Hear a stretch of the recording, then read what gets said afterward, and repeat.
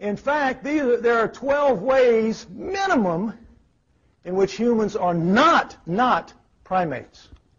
Not primates. Our bones are much thinner and lighter. Our muscles are 5 to 10 times weaker, pound for pound. Our skin is not well adapted to direct sunlight. Our adipose tissue, we have 10 times as much. That's the fat under your skin. You cut us deeply and severely, and the cut's just going to open because of the fat, and it isn't going to heal without stitches, and could well get infected and die. You cut them up pretty bad. They're like a horse. It'll go back together and heal, and everything has that ability to self-heal but us. We've got that fat. Body hair missing, patterns reversed. We don't have a lot of body hair relative to primates, and the pattern is completely reversed. Now figure this out. Why? They're thick on the back and light on the front, and we swapped it around. Heavy on the front, light on the back.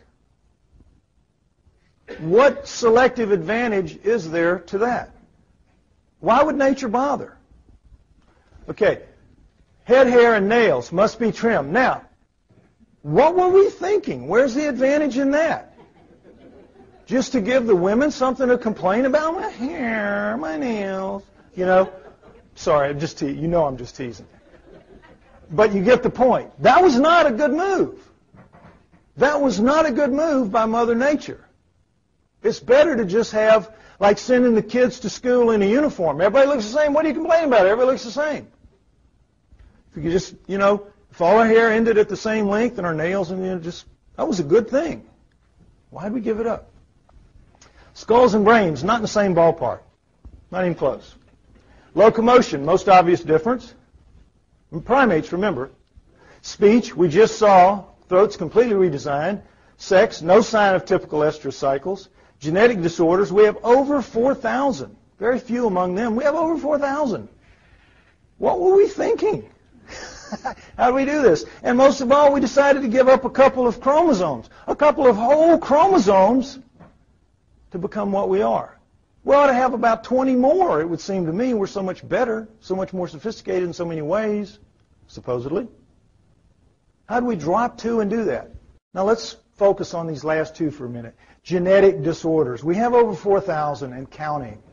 4,000 genetic disorders in our gene pool collectively, meaning you can find these 4,000 genetic disorders from Eskimos to Watusis. We all carry on average about 250.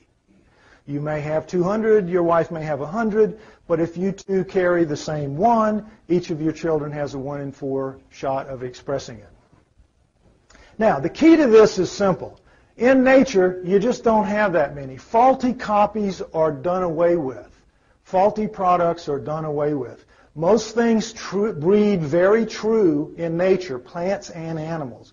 There are very few. Things like albinism, you'll find that in gorillas and alligators, and but being an albino doesn't kill you. It doesn't really stop you from reproducing, so you can bring that kind of a gene flaw into the gene pool.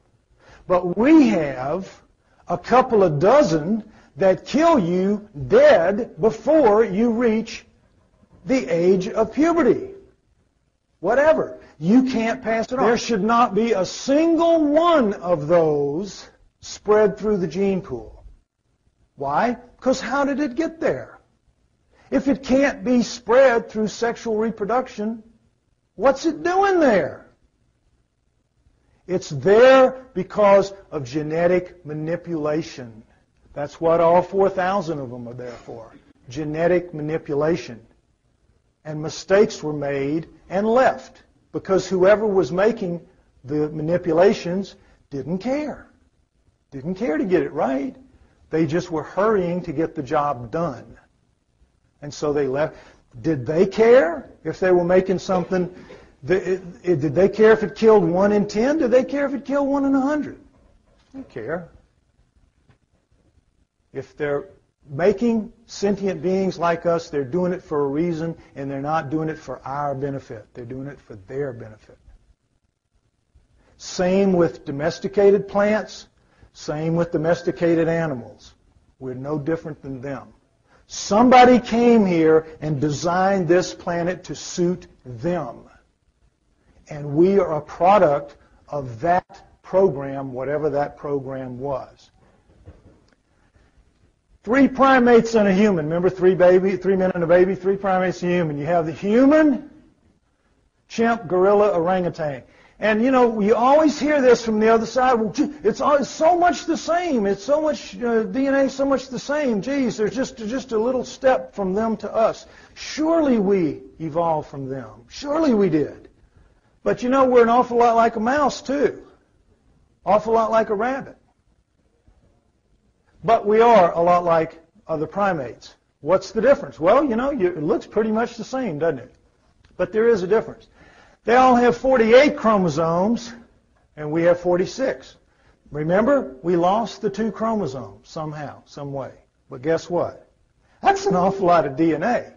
That's an awful lot. How could we be even as close as we are, and we're wildly different from them, but how could we even be as close as we are if we lost 2 whole chromosomes? Guess what? This is the big secret they don't tell you. We didn't lose them. We didn't lose those 2 chromosomes. Guess what? Guess what? Next slide.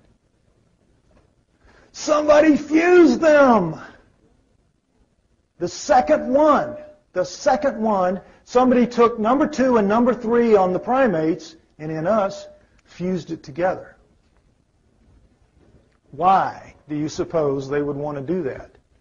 Keep the whole chromosome package there, but turn 2 into 1. Why? What if they wanted to breed us with something that had 46 chromosomes and breed us regularly to them and create an offspring that way? They would have to combine the package and reduce it from 48 to 46 without losing any of the DNA. And that's what they did.